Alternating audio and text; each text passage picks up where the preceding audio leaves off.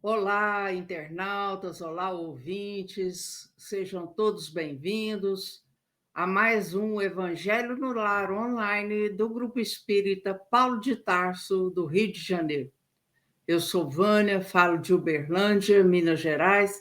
É uma alegria tê-los conosco para que, unidos, nós recebamos Jesus em nossos lares. A mensagem do Evangelho, lida, comentada à luz da doutrina espírita, é um instante que nos traz paz, nos traz conforto para nossas almas, para que nós possamos enfrentar os desafios diários. E para bem iniciarmos, convido todos para a prece inicial. Lembrando a você a importância de já deixar preparada a água que vai receber a medicação de que você necessita, numa garrafa específica para você. Se houver mais pessoas, outra jarra ou outra garrafa de uso comum, ok? Então vamos lá? Pai de misericórdia, Jesus Divino Mestre, com o coração agradecido, aqui estamos para mais um Evangelho no Lar online. Pedindo, Senhor, a proteção e assistência da direção espiritual de nosso encontro.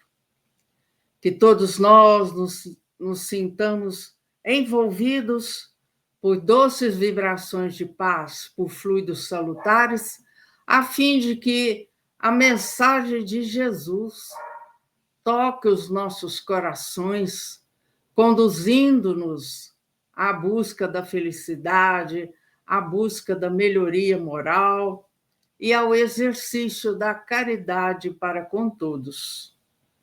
Que todos os lares, nesse instante, recebam uma limpeza fluídica e que todos que ali vivem e convivem, encarnados e desencarnados, também recebam o amparo da equipe espiritual.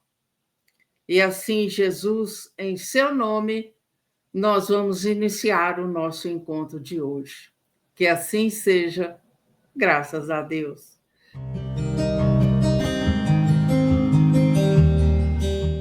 E nós vamos passar a palavra para a nossa querida Norminha, que vai fazer a primeira leitura e comentário de hoje. Norminha, com você. Ok, querida Vânia.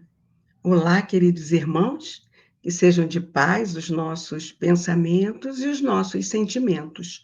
Hoje vamos estudar o capítulo 15, chegamos nas instruções dos espíritos, não é? E o subtítulo das instruções é o mesmo título do capítulo. Fora da caridade não há salvação. Esse item 10 é uma mensagem de Paulo, apóstolo, Paris, 1860. Vamos à leitura? Meus filhos, na máxima, fora da caridade, não há salvação, estão contidos os destinos dos homens na terra e no céu. Na terra, porque à sombra desse estandarte, eles viverão em paz. No céu, porque aqueles que a tiveram praticado encontrarão graça diante do Senhor. Vamos dar uma paradinha aqui para reflexão? Bom, meus irmãos, a caridade, ela é o amor que você dá sem esperar nada em troca. O nosso Divino Mestre sintetizou para nós a lei maior em amar a Deus sobre todas as coisas e ao próximo como a si mesmo. Ele veio nos falar do Deus do amor. E só a prática da caridade, do amor, encurta o nosso caminho evolutivo em direção ao nosso Pai maior. Assim, para cumprirmos a caridade como a entendia Jesus, deveremos agir com benevolência para com todos, indulgência para as imperfeições dos outros e perdão das ofensas. Afinal, também somos imperfeitos. Se nós, se nos colocarmos no lugar do outro e buscarmos agir com ele da forma que gostaríamos de ser tratados, se estivéssemos na mesma situação, teremos o caminho certo a seguir na rota da prática da caridade. A caridade, ela não se restringe à esmola. Essa é uma das práticas da caridade que o homem de bem faz, indo ao encontro do necessitado, sem esperar que este lhe estenda as mãos. A caridade não pode ser feita jamais com altivez, porque se for com altivez, pode ser que a necessidade obrigue quem recebe o benefício a aceitá-lo, mas o seu coração pouco se comoverá. Agora, já o benefício feito, não é, com delicadeza e de coração, faz com que o beneficiado, ao lembrar de você, envie pensamentos positivos para você. Como o pensamento é energia, meus irmãos, você recebe energias positivas de volta. É beneficiado, então, aqui na Terra, por ter agido com amor e caridade. Esse benefício é feito pela gratidão daqueles que receberam a sua caridade desinteressada, seja em esmola, seja em cultura, não é? Quantos cursos pré-vestibulares existem com trabalho voluntário para auxiliar aqueles jovens de periferia que não têm recursos para pagar um curso pré-vestibular.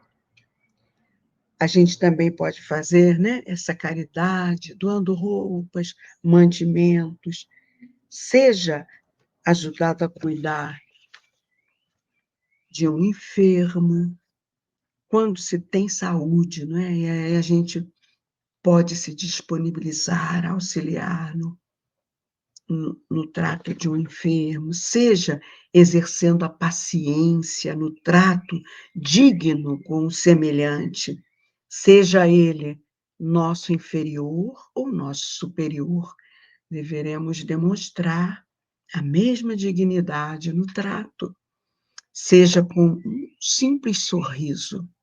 Quantas vezes um sorriso levanta o ânimo de uma pessoa?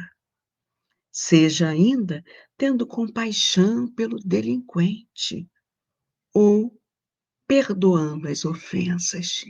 Sabemos que é difícil esse exercício de caridade, mas não é impossível. Depende do nosso esforço para botar em prática aquilo que o Mestre nos traduz nas suas belíssimas mensagens. Então, assim agindo, estaremos seguindo um roteiro de amor e caridade dito por Jesus e explanado em versos, pois, lá naquela linda oração, né, de São Francisco, é dando que se recebe, é perdoando que se é perdoado e é morrendo que se vive para a vida eterna. Ou seja, encontraremos graça diante do Senhor. Estaremos, então, harmonizados no alto. Não é? Vamos prosseguir a leitura. Esta divisa é a luz celeste, a coluna luminosa que guia o homem no deserto da vida para conduzi-lo à terra prometida. E brilha no céu como uma auréola santa na fronte dos eleitos. E na terra está gravada no coração daqueles a quem Jesus dirá: passai à direita, vós, os benditos de meu Pai. Vós os reconhecereis pelo perfume da caridade que espargem ao seu redor. Nada exprime melhor o pensamento de Jesus. Nada resume melhor os deveres do homem do que esta máxima de ordem divina. Vamos parar mais uma vez, né, para refletirmos. Passa à direita, vós os benditos do meu Pai. É a fala de Jesus para as pessoas que herdarão o reino de Deus. Essa passagem é encontrada no Evangelho de Mateus, capítulo 25, versículos de 34 a 46, e relata como Jesus, em sua glória, separará os justos dos injustos.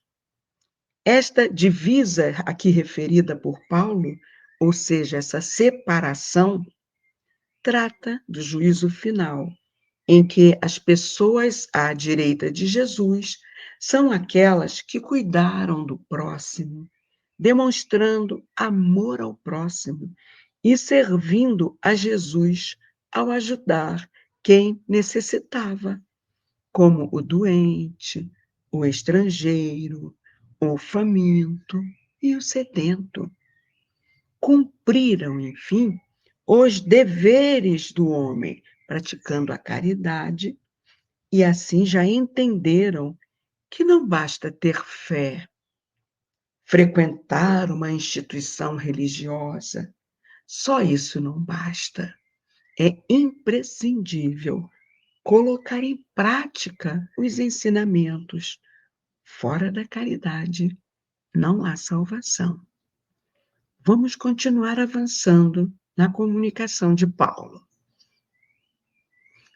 O Espiritismo não podia provar melhor sua origem do que dando-a por regra, porque ela é o reflexo do mais puro cristianismo. Com um tal guia, o homem não se perderá jamais.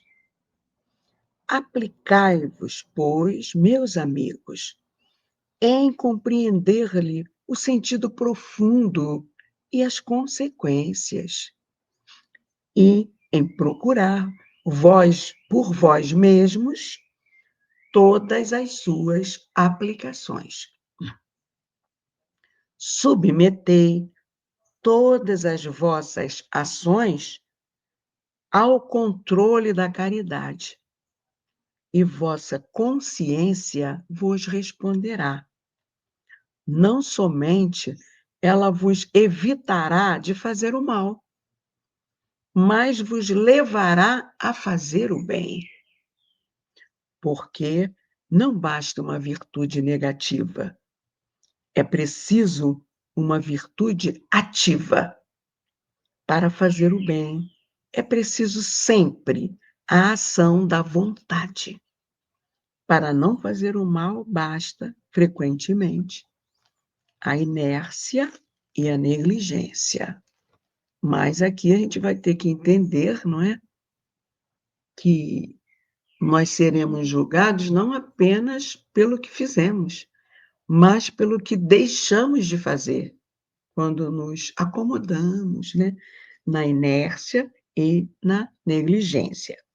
Quando ele fala que o Espiritismo não podia provar melhor sua origem do que dando-a por regra, a gente vai lembrar que o que Kardec nos diz na questão 886 do Livro dos Espíritos, aquela que explica como Jesus entendia a caridade, né? Ele faz uma consideração depois da benevolência, indulgência e perdão das ofensas que já recomendados por Jesus. E ele diz assim: o amor e a caridade são o complemento da lei de justiça, pois amar o próximo é fazer-lhe todo o bem que nos seja possível e que desejáramos nos fosse feito. Tal o sentido dessas palavras de Jesus. Amai-vos uns aos outros como irmãos. Assim, procedendo, né, sereis as ovelhas que ficarão à direita de Jesus. E aí questionaríamos: e quais serão as consequências daqueles que ficarem à esquerda de Jesus? Os bodes, conforme o Evangelho, os ímpios, que serão enviados para o tormento eterno, o fogo do inferno. Para a nossa doutrina espírita esclarecedora, diante da imortalidade da alma, a razão e o sentimento de justiça nos levam a compreender que deve ser dado tratamento diferenciado aos homens pela justiça divina. Por quê? Porque a cada um é dado segundo as suas obras. Porém, como o Pai é misericordioso, ele não condena seus filhos a penas eternas. Se o espírito sofre em função do mal que praticou, sua infelicidade deve ser proporcional à falta cometida. É preciso entender que Jesus valeu-se das figuras do inferno e do fogo eterno e simbolizou o geema, não é? Que eram charcos lá, lixões que na época do mestre ali naquela região viviam sendo incendiados e até corpos ali eram jogados. Então ele refere-se àquela imagem para pôr-se ao alcance das compreensões dos homens da sua época.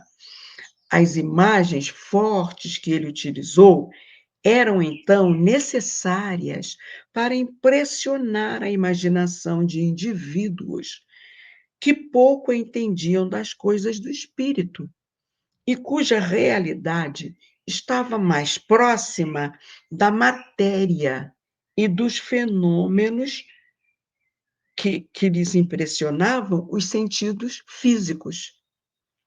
Mas foi Jesus também quem, em outras oportunidades, enfatizou a ideia de que Deus é Pai misericordioso e bom, e que, das ovelhas que o Pai lhes confiou, nenhuma se perderia. Se nenhuma se perderá, não há fogo eterno. Não é? A nossa razão nos leva a essa conclusão abençoada. Bom, a justiça divina, meus irmãos, ela não é punitiva, mas sim regenerativa, redirecionando a pessoa para o bem. Assim como os pais na terra colocam o filhinho sentadinho para pensar, o nosso Pai Maior precisa redirecionarmos para pensarmos melhor e agirmos no bem. Deus criou os espíritos para que progridam constantemente em conhecimento e amor.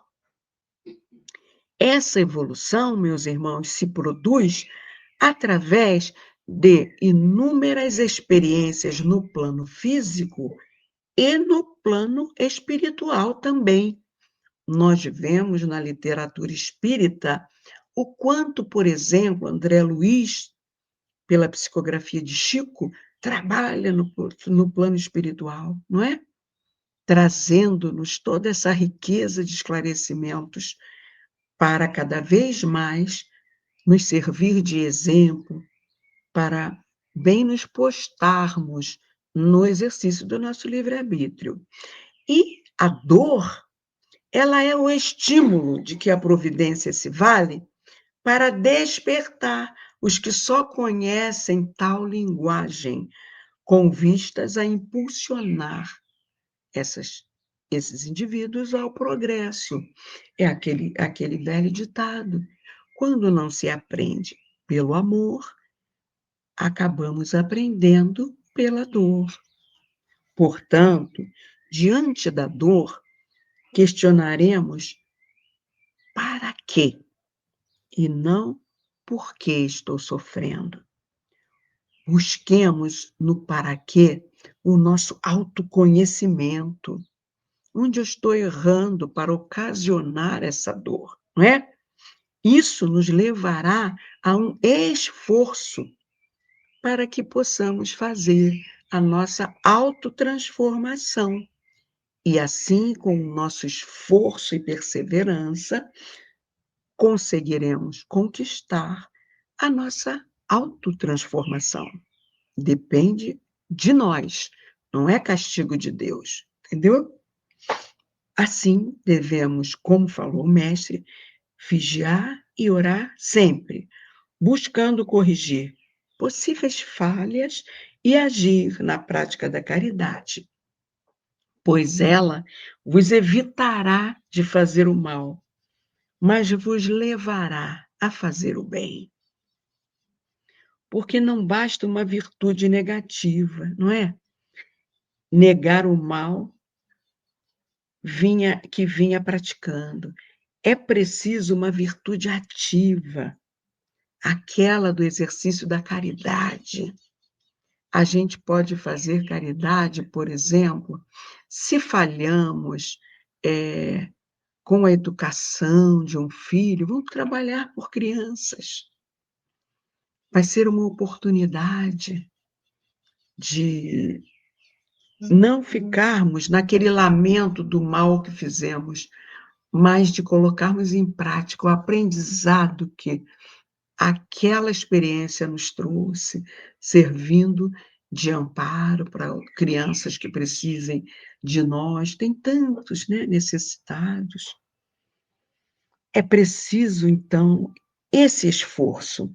E para fazer o bem, é preciso sempre a ação da vontade. Para fazer o mal, basta frequentemente a inércia e a negligência. Como nós já entendemos, até água parada apodrece.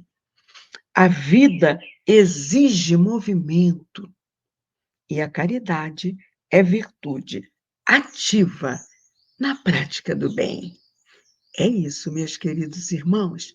Vamos agora passar a palavra para a nossa querida Vânia, que ela dará continuidade a essa mensagem. Fiquem em paz.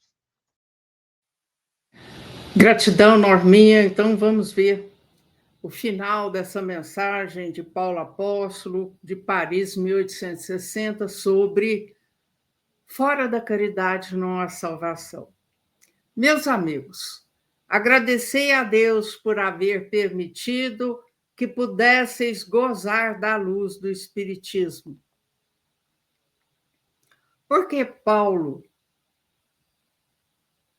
destaca que nós devemos agradecer a Deus por nos permitir entrar em contato, conhecer o Espiritismo. Não é que somente os que a possuem hajam de ser salvos, e sim porque, ajudando-vos a compreender melhor os ensinos do Cristo, ela vos faz melhores cristãos. Então, vejam, conhecer o Espiritismo, o que é? É ampliar o Evangelho de Jesus. E quanto mais nós compreendemos os ensinos do Cristo à luz do Espiritismo, melhores cristãos nos tornamos. E você pergunta, como assim, Vânia? Pelos conhecimentos que o Espiritismo nos traz, levando-nos à análise, à reflexão em torno deles, nós vamos gradualmente, aos poucos, entendendo, modificando os nossos maus hábitos, desenvolvendo as virtudes de que necessitamos para a conquista da paz, da felicidade, da harmonia. Quando essa máxima, fora da caridade não há salvação, ela nos torna melhores cristãos, porque a caridade é o caminho para a nossa salvação espiritual, isto é, para que nós possamos evoluir, aprimorar, chegarmos à perfeição para a qual todos fomos criados. Fazei, pois, com que os vossos irmãos, ao vos observarem, possam dizer que o verdadeiro espírito e o verdadeiro cristão são uma só e a mesma coisa, visto que todos quantos praticam a caridade são discípulos de Jesus, seja qual for o culto a que pertençam. Então, antes de sermos espíritas, podemos ser cristãos. O que quer dizer cristão? Aquele que segue os ensinos do Cristo e procura colocá-los em prática. Aí está o diferencial. Essa prática, o colocar as mãos na massa, o pegar no chifre do boi, como dizemos aqui em Minas, é um convite para a prática da caridade para com todos. E o maior desafio se encontra dentro do nosso lar. A caridade para com os nossos familiares, aqueles aos quais estamos ligados pelos laços sanguíneos, que, não raras vezes, pedem muita paciência, muita tolerância, muito desprendimento. Então, essa caridade moral, ou a caridade espiritual, nós sabemos que é a mais difícil, tá? Porque implica em esforços contínuos, às vezes até sacrifícios. Nós já dissemos aqui, sacrifícios do orgulho, sacrifício da vaidade, sacrifício da arrogância, sacrifício da preguiça, sacrifício da maledicência. Então, ser espírita e ser cristão, ó, estão par a par. Porque quando nós colocamos em prática os ensinos do Cristo, nós estamos sendo verdadeiramente espíritas, porque o espírita não é outro senão aquele que tem a compreensão ampliada, porque o Espiritismo veio nos trazer a lei da verdade, né? Então, por ter essa compreensão aumentada, ampliada, nós podemos e devemos fazer mais e melhor, porque o nosso passaporte para planos mais harmoniosos, mais equilibrados, mais alegres, é a caridade. Por isso, não desprezemos nenhuma oportunidade de fazer o bem. Se você ainda não é capaz de amar como Jesus amou, tem até a musiquinha, vocês conhecem? Pois um dia qualquer nós vamos cantá-la aqui. Nós precisamos lembrar de outra máxima. Fazer aos outros aquilo que nós gostaríamos fosse feito para nós. Vamos pensar nisso? E eu vou passar a palavra para a Norminha, que vai fazer uma leitura do livro Vivendo o Evangelho, volume 2, pelo Espírito André Luiz, na psicografia de Antônio Baduí Filho, que vai complementar, fechando os nossos comentários do estudo de hoje. É com você, Norminha. Gratidão, querida Vânia. Vamos então dar início a uma bela leitura extraída do livro Vivendo o Evangelho, volume 2, uma psicografia de Antônio Baduí Filho, pelo espírito de André Luiz. É a lição 194 desse livro, intitulada É Hora. Qualquer momento é hora de caridade. Meus irmãos, só esse primeiro verso da lição já nos leva a refletir que estamos encarnados no plano de provas e expiações. Então, todos somos ainda muito imperfeitos. Isso denota que nós teremos que estar fazendo a toda hora caridade, assim como nós gostamos quando somos compreendidos, quando as pessoas têm benevolência, indulgência e nos perdoam o que a gente faz de equivocado. E aí continua André Luiz. Você trabalha, tem o colega difícil. É hora da indulgência. Isso é muito comum, não é, meus irmãos? Mas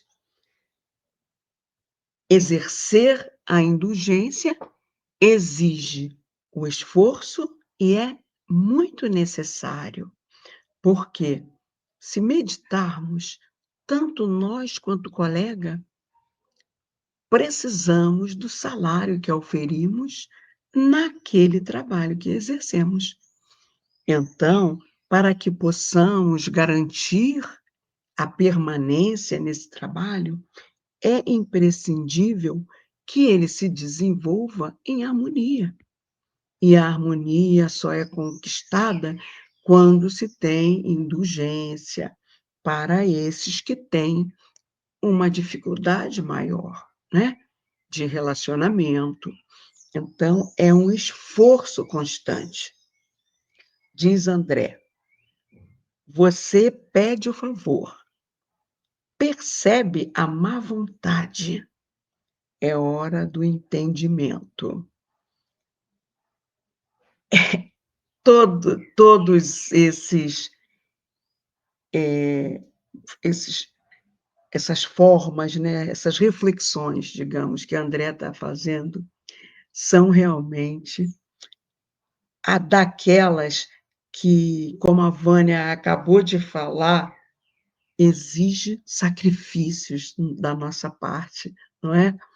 Então, quando você percebe alguém de má vontade, você precisa pensar duas vezes, não é verdade? Para não perder a paciência. E aí, se você tiver uma postura diferenciada, falar assim num tom de bom ânimo, vamos embora, vamos embora, a gente junto vai conseguir. São recursos que a gente quebra, não é? Aquele que está de má vontade, buscando, por exemplo, estimulá-lo, não é? A realização conjunta para o bem maior se cumprir. E fala, André, você está com a família, convive com problemas, é hora da paciência. Aqui, nesse contexto, nós precisamos lembrar que a nossa família é um cadinho, não é? De aprimoramento. Nós não reencarnamos apenas com aqueles espíritos que são similares aos nossos gostos, aos nossos temperamentos. Ao contrário, às vezes reencarnamos com desafetos pretéritos, e são oportunidades que o Pai misericordioso nos dá para desenvolvermos o amor que outrora não conseguimos desenvolver um pelo outro. Então, dá trabalho. É preciso paciência.